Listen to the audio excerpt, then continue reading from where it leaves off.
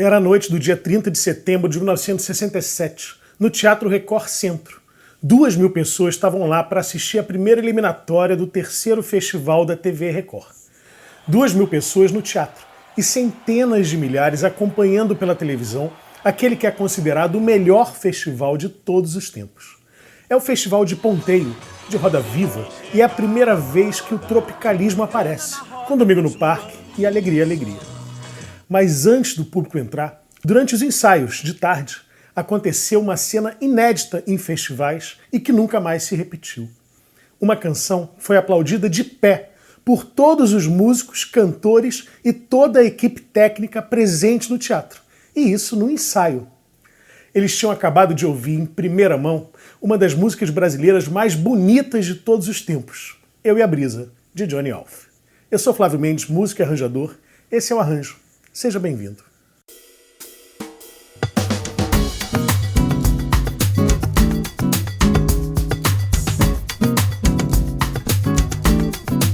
Se você está gostando de assistir aos episódios, pense na possibilidade de apoiar o Arranjo e assim contribuir para que eu continue a produzir os programas a partir de apenas R$10.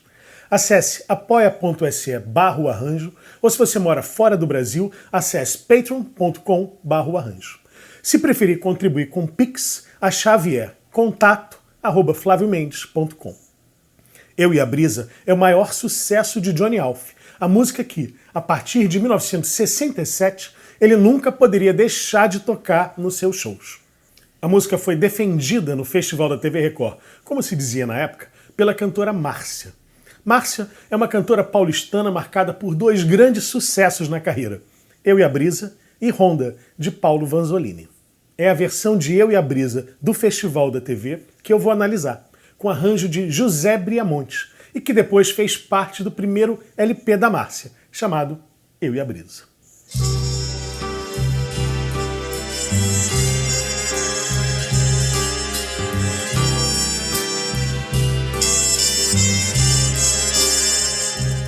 Johnny Alf é o gênio precursor da bossa nova, ídolo de todos, de Tom Jobim, de João Gilberto, Carlos Lira, Roberto Menescal. Nascido no bairro de Vila Isabel, Alf começou a sua carreira tocando nas boates de Copacabana, no começo dos anos 1950. Entre 54 e 55, ele trabalhou no bar do Hotel Plaza, um lugar bem pequeno, que não costumava também receber grande público, mas era uma audiência qualificada. Eram músicos e cantores que já admiravam Johnny Alf e iam lá para ouvi-lo tocar e cantar. Artistas como Dolores Duran, Dick Farney, Lúcio Alves e jovens que nem tinham idade para entrar em boates, como Luizinho Essa e Silvinha Telles. O repertório tinha jazz ou algum samba-canção moderno de Custódio Mesquita e também as suas próprias composições, que depois virariam alguns de seus clássicos, como Rapaz de Bem, Céu e Mar e O Que é Amar. Todas essas músicas são hoje conhecidas como irmãs mais velhas da bossa nova, como escreveu Rui Castro no seu livro Chega de Saudade. Eles se identificaram com o som que eu fazia, né? Aí era tudo jovem ainda. Eles iam lá me ouvir, achavam que o som que eu fazia tinha algo a ver com o que eles gostavam. Mas em abril de 1955, ele recebeu um convite e foi trabalhar em São Paulo, inaugurando a boate Baiuca. São Paulo e Rio de Janeiro eram naquela época muito distantes, mundos diferentes. E Johnny Alf não estava no Rio quando a bossa nova estourou, no fim dos anos 1950. Chegou a ser convidado para o show A Noite do Amor, do Sorriso e da Flor, o primeiro grande evento da bossa nova, com participação do Tom Jobim e do João Gilberto. Era 1960. Alf estava só há 5 anos fora do Rio, mas foi nesse intervalo de tempo que aconteceu a Revolução Bossa Nova, e ele tinha ficado para trás. Ronaldo Boscoli o apresentou para a plateia jovem de forma bem didática. Os verdadeiros entendidos na história da bossa nova não poderão estar esquecidos desse nome. Faz 10 anos que ele toca a música bossa nova e por isso foi muitas vezes chamado de vigarista, de maluco. E atualmente ele está em São Paulo. Aliás, estava.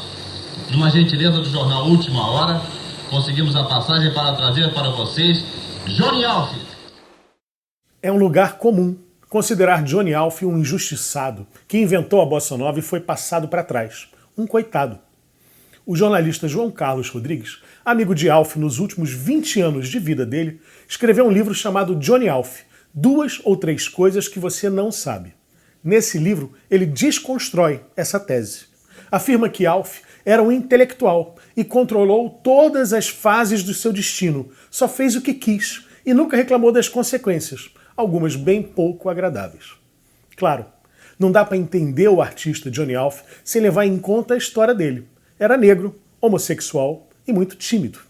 Ficou órfão de pai muito cedo e foi adotado pela patroa da casa em que sua mãe trabalhava como lavadeira, e recebeu dessa família a formação musical e intelectual. Mas a família não queria vê-lo trabalhando com música. Arrumaram um emprego de contador, que ele largou. E largou também a família. Abandonou a família para se dedicar à música.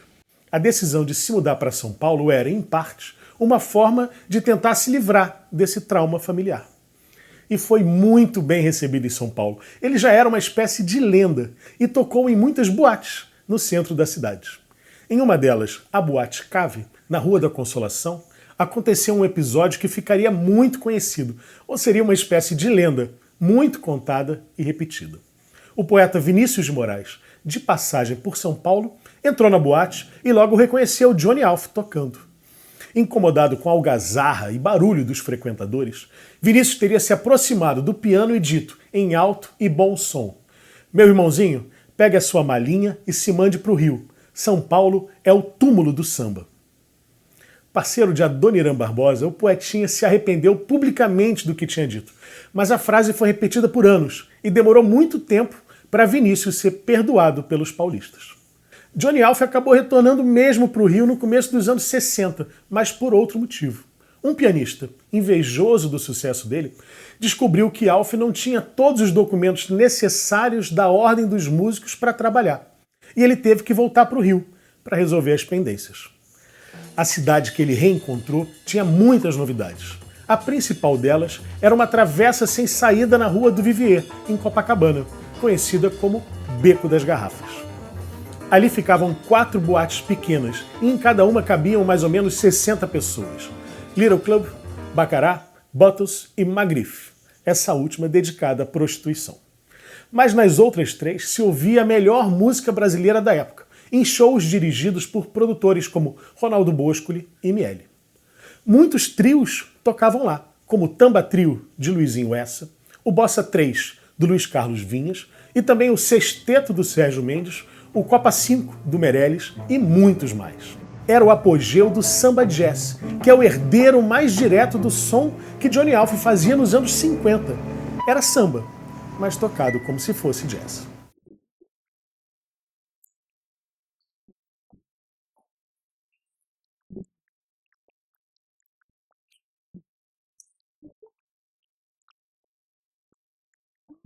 Bem mais do que a bossa nova suave e delicada de João Gilberto, o samba jazz era basicamente o que Alf fazia já há muitos anos. Basta ouvir a gravação de Rapaz de Bem, feita em 1955.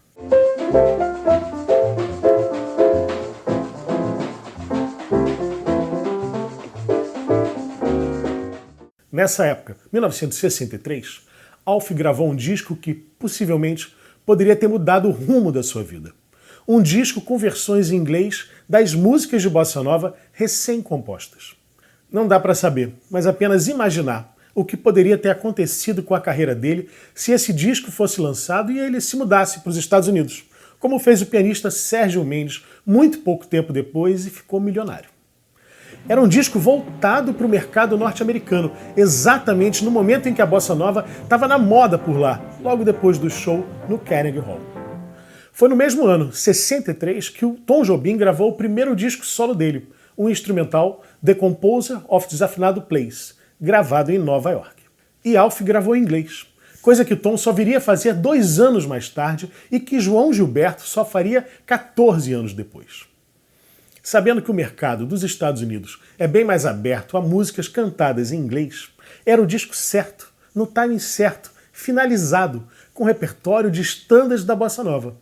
Mas, por motivos nebulosos, não foi lançado. No livro de João Carlos Rodrigues, o autor escreve que perguntou diretamente ao Johnny Alf por que o disco não saiu. E ele respondeu que teria sido por problemas de liberação das músicas do Tom, que eram 5 no repertório de 12. É importante ressaltar que eram versões feitas pelo próprio Alf, e o Tom era muito atento às versões em inglês das suas músicas. Me parece provável que esse seja o motivo da não autorização. O Tom preferia ter um letrista nativo na língua. Love is like a never-ending melody. Poets have compared it to a symphony. Alf sempre falou bem do Tom. Que eu tenha visto, não há uma só declaração ofensiva ao amigo dos anos 1950. Ele se queixou, sim, de Aloysio de Oliveira, que, segundo Alf, nunca gostou do seu som ou nunca o entendeu. E as portas da principal gravadora de bossa nova dos anos 60, a elenco do Aloysio, nunca estiveram abertas para ele.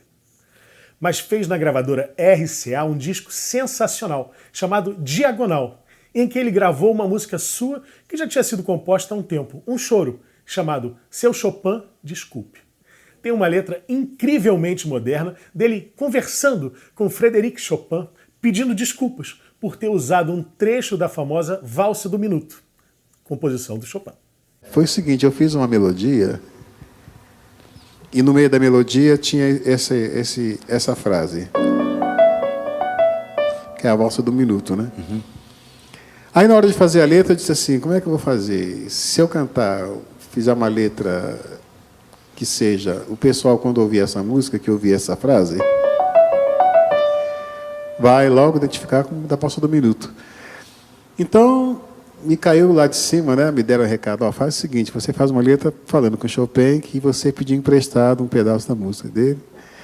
E foi justamente onde eu fiz o Seu Chopin Desculpe, que fala assim: por isso eu quero uma vez mais dizer que não é plágio esta divertida união que fiz de sua inspiração. Ao compasso 2/4, leve sincopado, deste chorinho canção, canção.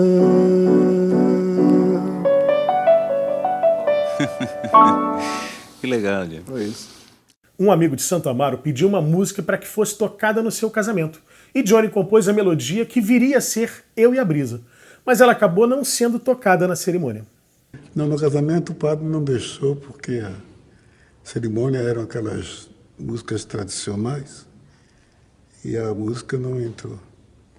Alf escreveu a letra. E segundo ele escreveu em uma carta para um amigo, ele fala na letra sobre a sua orientação sexual. Meu homossexualismo interfere como nuance, que evidencia e policia meu comportamento junto às pessoas. É ele a brisa do título da música. É ele o devaneio que inspirou a letra. Analise a letra e terás a sacação. Era a época dos grandes festivais de música das emissoras de TV, que mobilizavam todo o Brasil com grande audiência e que estava lançando toda uma nova geração na música brasileira. A cantora Márcia foi procurar Johnny Alf atrás de uma música para escrever no Festival da TV Record de 1967. Eu falei, poxa, o Júnior tem que participar do festival, né, de música popular brasileira. Ele não pode ficar fora de um evento desse. Naquela época os festivais eram seríssimos e vamos participar. Ele me mostrou uma porção de coisas maravilhosas. Márcia saiu de lá com 2 músicas para apresentar ao produtor do festival, Solano Ribeiro. Eu e a Brisa e Ama-me. O Solano falou, bom, qual das 2 você prefere? Eu falei, eu prefiro as 2, mas só pode uma, então nós sorteamos. E o Eu e a Brisa foi o sorteado. Segundo Solano Ribeiro, nesse terceiro festival da TV Record, apareceram as torcidas organizadas, e nem sempre de forma espontânea.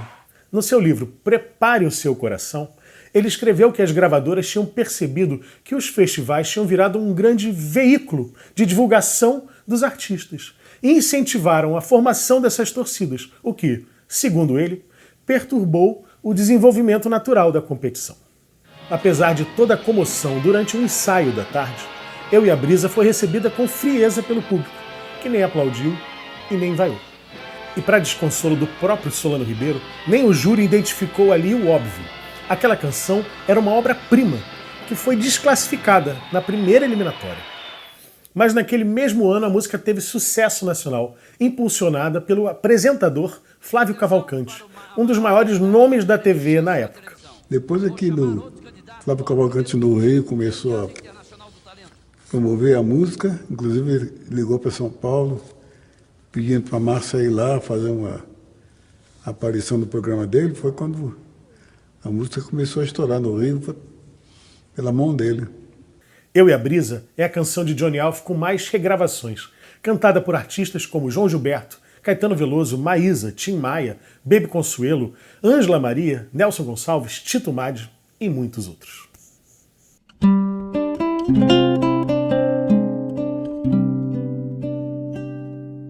No programa que eu fiz sobre a música Rapaz de Bem, eu comentei que uma das principais características das músicas do Johnny Alf é o que ele chamava de música modulada.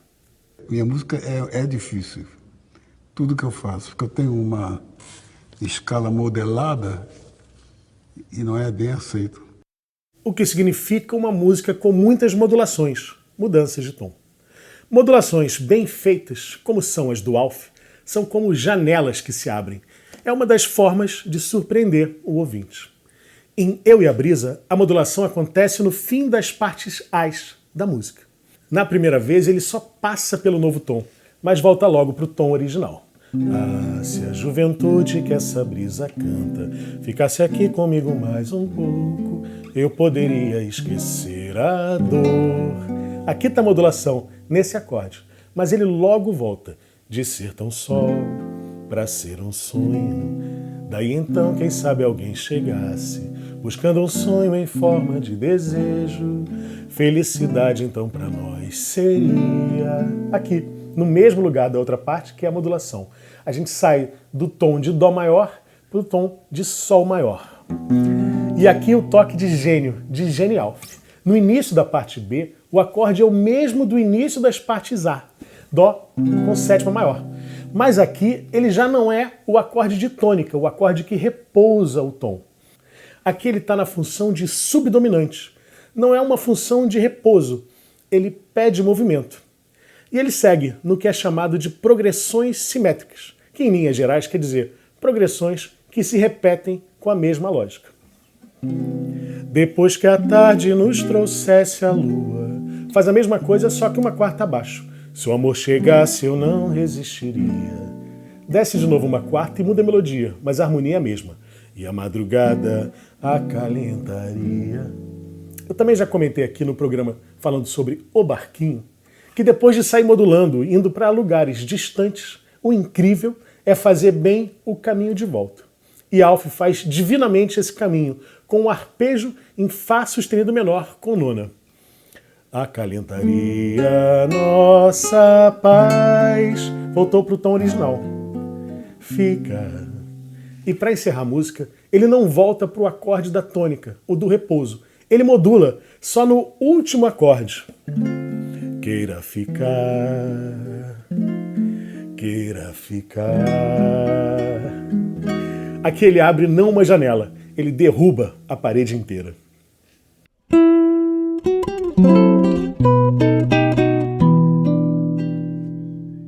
O arranjador José Briamonte fez todos os arranjos do disco do Johnny Alf de 1966, inclusive com citação do seu nome na capa, um sinal de prestígio do arranjador, e que é comum nos Estados Unidos com grandes arranjadores de jazz, mas na música brasileira não é comum. Briamonte era um jovem pianista do Sansa Trio, sem experiências de arranjo para discos, mas com muita vontade de ter uma chance. E eu conheci o Briamonte nessa época, né? E também tinha aquele desejo de fazer arranjo para disco, etc. Vamos fazer um disco, o Briamonte fazer os arranjos e tudo, etc. Porque o Briamonte é um arranjador, assim, meio conservador, mas trabalhando com ele, falei, ó, faz o que você quiser, mas aberto, falei para ele. Então, realmente, nesse disco, ele escreveu uns arranjos bem jazzísticos, com solos de jazz e tudo, etc., compreende? Foi como nós fizemos esse disco aí. No ano seguinte, não sei se convidado pelo Johnny Alf ou não, Briamonte ficou responsável pelo arranjo de Eu e a Brisa no festival. Nesse arranjo, ele usou base com violão, baixo e bateria, além de naipe de cordas e de metais.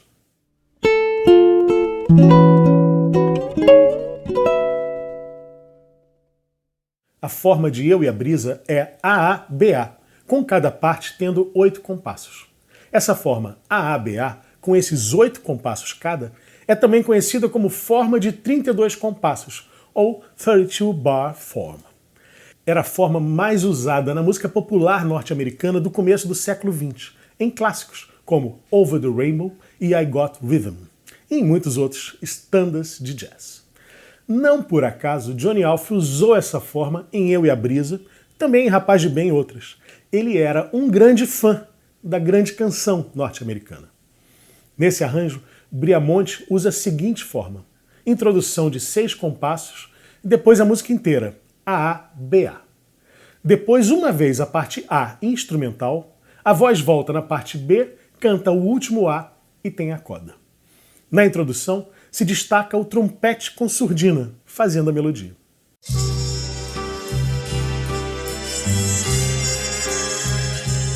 Desde a introdução até o fim da música, tem sempre um suporte harmônico do naipe de cordas na região grave, uma cama harmônica.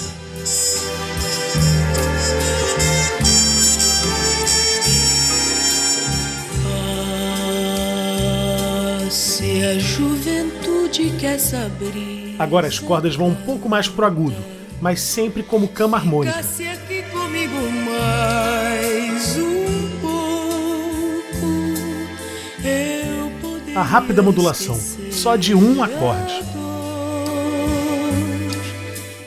No segundo A, tem um acompanhamento dos metais sempre no contratempo, no tempo fraco.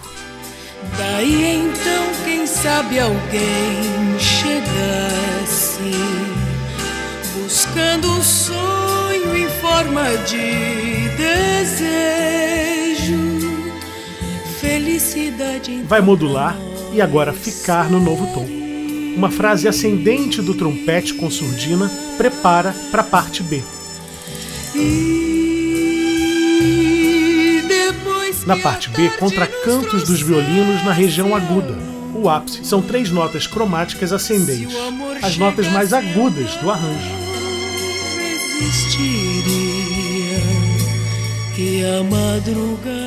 No fim da parte B, o trompete faz uma frase que sobe e depois desce, marcando a volta para o tom inicial.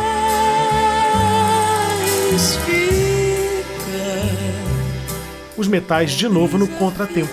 Pois talvez, quem sabe, o inesperado faça uma surpresa e traga alguém que queira te escutar e junto a mim queira ficar.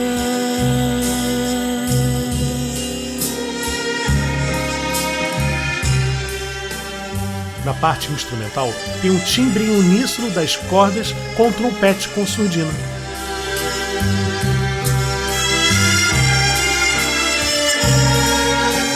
E também a melodia dobrada oitava abaixo, pelas cordas mais graves. A mesma frase do trompete com surdina preparando a parte B. E os mesmos contracantos dos violinos no agudo. Depois que a tarde nos trouxesse a lua, se o amor chegasse eu não resistiria, e a madrugada acalentaria a nossa. Um momento de baixo pedal. O contrabaixo fica na mesma nota, Dó, por 5 compassos. Baixo e bateria marcam os ataques no contratempo, junto com os metais.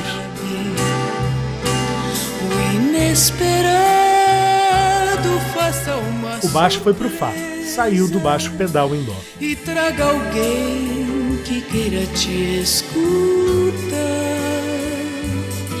e junto a mim. Frases de resposta no agudo nos violinos.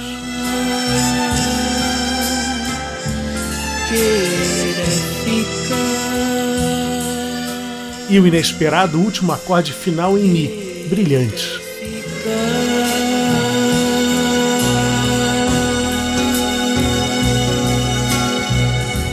Bom, Esse foi o arranjo. Se você gostou, dá um like, se inscreve no canal, compartilhe o vídeo e pense na possibilidade de ser um apoiador do programa a partir de apenas R$10. Acesse apoia.se/arranjo ou, se você mora fora do Brasil, acesse patreon.com/arranjo. Se preferir contribuir com o Pix, a chave é contato@flaviomendes.com. Muito obrigado, até uma próxima. O senhor achou que seu papel ali como precursor da Bossa Nova ficou um pouco apagado quando surgiu o Tom, o João, etc? Não, eu, quer dizer, senti isso, mas não me ligava muito, não. Eu gostava do sucesso deles e tudo, até hoje. Teve o concerto famoso no Carnegie Hall em 62, né? O senhor chegou a ser convidado?